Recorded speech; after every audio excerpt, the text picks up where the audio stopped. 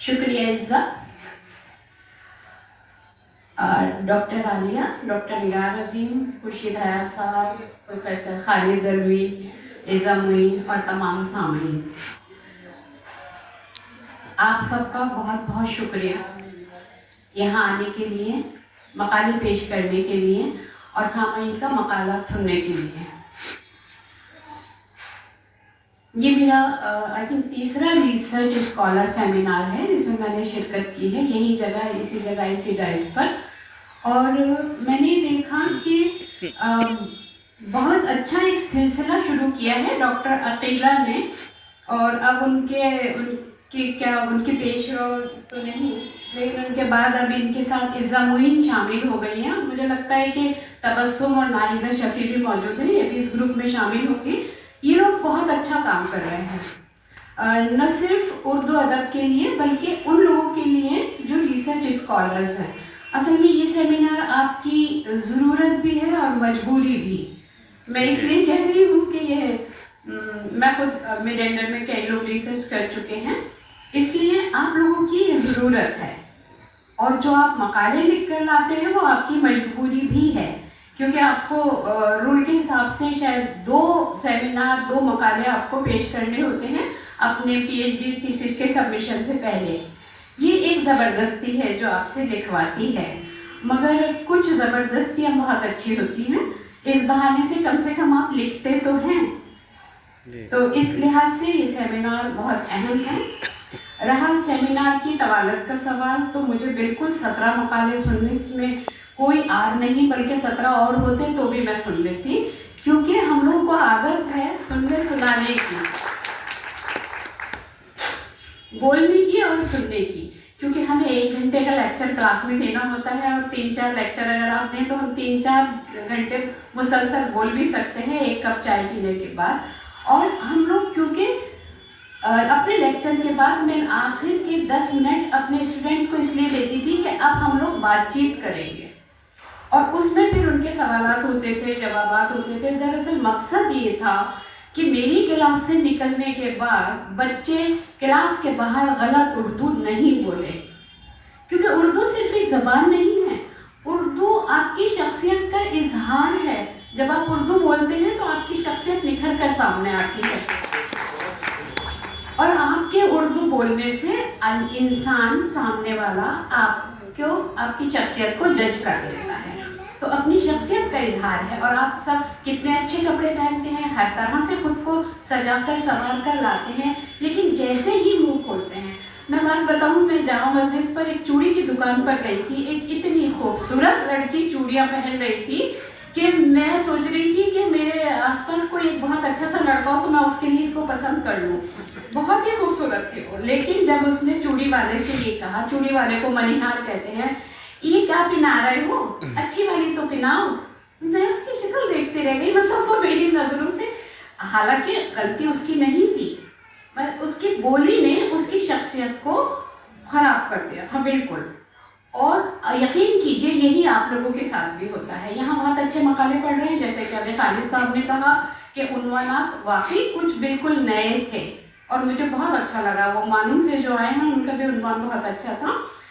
تو لیکن جب آپ نے اس میں غلط تلفظ استعمال کرتے ہیں نا، تو ہم لوگ بہت پرانے والے اردو والے لوگ ہیں، اور جہاں کہیں غلط تلفظ ہوتا ہے تو وہاں پر ہمارا ذہن میں کہیں رکاوٹ آتی ہے. کہیں آپ کی زبان تو ٹھوکر کھائے یا نہیں کھائے، لیکن ہمیں کچھ عجیب سا محسوس ہوتا ہے جب غلط تلفظ کان میں پڑتا ہے. اور تلفظ بھی کیسا، بہت آسانی سے آپ اسے صحیح کر سکتے ہیں، لیکن مشکل تو یہ ہے کہ آپ یہ سمجھتے ہی نہیں کہ ہم کچھ غلطی کر رہے ہیں. جب غلطی کا احساس ہوگا تبھی تو آپ درست کریں گے. جب غلطی کا احساس ہی نہیں ہے تو آپ کیوں اس کو کریں گے. تو میں نے بہت سارے ایسے لفظ یہاں لکھے تھے جو آپ نے غلط بولے. اور اردو وہ جادو ہے کہ جہاں نقطے کی وجہ سے خدا جدا ہو جاتا ہے، تو یہاں جہاں آپ نے فن کو فنی کو فنی کہہ دیا، تو انگلش کے لفظ جو آیا تو اس میں جیسے پھول اور پھول میں جو فرق ہے، آپ کسی لڑکی کو پھول دیں پھول کہیں یا پھول کہیں، دونوں میں فرق ہے نا. بس اسی طرح اس سے بھی زیادہ فرق اردو میں ہے کہ اردو میں ہر لفظ ایک جادو ہے. اور یہ لفظ اگر آپ نے غلط بولا تو آپ کو پورا جملہ غلط ہو جائے گا، معنی غلط ہو جائیں گے. یہاں پر جب کسی نے کہا کہ آپ نے اس کا علم بلند کیا. علم نہیں ہے، علم بلند ہوتا ہے، اس کو دھیان رکھیے. اور میری کلاس میں جب بچے غلط لفظ بولتے تھے میں انہیں ٹوکتی تھی، لیکن کبھی کبھی مجھے احساس ہوتا تھا کہ بچوں کی غلطی نہیں ہے، غلطی والدین کی ہے، بلکہ اس سے زیادہ ان کے پرائمری ٹیچرز کی ہے. کیونکہ زبان تو بچہ وہاں سیکھ رہا ہے نا، ہم تو سیکھے ہوئے زبان کو ہمارا کام لیکچر دینا ہوتا ہے، ان کی علمیت میں اضافہ کرنا ہوتا ہے، زبان سکھانا نہیں ہے کہ ہم ان کے زبان کی درستی کریں. لیکن میں اپنی کلاس کا تھوڑا سا وقت اس کے لیے بھی دیتی تھی کہ ان کی زبان درست ہو. اور مجھے خوشی ہے کہ بہت سارے بچے، مطلب آپ اگر زبان کو درست کرنا چاہیں تو اقبال کی کلیات لے لیجیے اور اس کو پڑھیے اور اپنے استاد کے سامنے پڑھیے. یہ مقالے بھی مجھے یقین ہے کہ آپ نے اپنے استاد کو نہیں سنائے تھے، ورنہ آپ کا استاد وہی درستی کر دیتا. اس لیے آپ کہیں کوئی غزل پڑھیں یا مقالہ پڑھیں، اس سے پہلے، پڑھنے سے پہلے، اسٹیج پر ڈائس پر آنے سے پہلے، مائک پر آنے سے پہلے آپ اپنے استاد کو ضرور سنائیے. اور ہاں یہ اور بات ہے کہ اگر استاد ہی وہی ہوں، کیونکہ اگر آپ لوگ اسی طرح سے جا کے، اب آپ کو نوکریاں تو چاہیے نا سب کو، اور آپ کو نوکری بھی ملے گی، سب لوگ تو لیکچرر بن نہیں سکتے، کچھ لوگ اسکولوں میں اردو استاد بھی بنیں گے. تو اگر آپ یہ ایسا بول رہے ہیں تو آپ جو بچے آپ کی کلاس میں آ رہے ہیں وہ بھی ایسے ہی بولیں گے. اسی طرح سے نسلیں بگڑتی ہیں، اسی طرح سے زبانیں بگڑتی ہیں، اور اسی طرح سے تحقیق کے رویے بھی بدلتے ہیں. جیسے ابھی خورشید صاحب نے کہا، خالد الوی صاحب نے کہا کہ تحقیق کا وہ معیار نہیں رہا. خورشید صاحب نے کہا تھا تو زبان کا بھی تو وہ معیار نہیں رہا. اور یاد رکھیے جیسے ابھی کہا گیا تھا کہ قرۃ العین حیدر خود اپنا ناول کئی مہینوں میں جا کر اس کی تکمیل ہوتی تھی. اور اقبال مجید کا کہا کہ 4 سال میں ناول لکھے تھے. خود پریم چند نے لکھا ہے کہ وہ اپنے ایک افسانے کو 20 بار دیکھتے تھے. آپ لوگ ایمانداری سے بتائیے گا کہ کتنے لوگوں نے اپنے اس مقالے کو 4 بار بھی نظر ثانی کی ہوگی؟ نہیں کی ہوگی.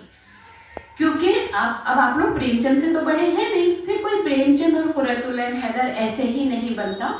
ابھی ایک چھوٹا سا واقعہ میں بتاؤں، یہ کیا ہے، نومبر، ہم لوگ نومبر کے شروع میں گئے تھے ایک صاحب سے ملنے. بڑے لمبا طویل سفر ہم نے بائی روڈ کیا، 13-14 گھنٹے کی مسافت ایک طرف سے ڈرائیونگ تھی.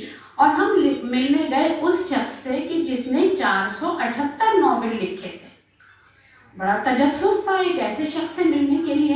ہم لوگ گئے، بہت جلدی یہ بات منظر عام پر بھی آ جائے گی، آپ لوگوں کو معلوم ہوگا. تو 478 ناول لکھنے والے شخص سے جب ہم ملنے گئے تو ان کے پاس ایک سند تھی، سند کسی نے دی تھی، تہنیتی سند. اس میں لکھا تھا کہ انہوں نے 478 ناول لکھے ہیں. لیکن اس شخص کا نام اس کے خطے سے، میں اجین کی بات کر رہی ہوں، اجین میں بھی بہت سے لوگ ان کا نام نہیں جانتے تھے. ان کا نام ہے محمود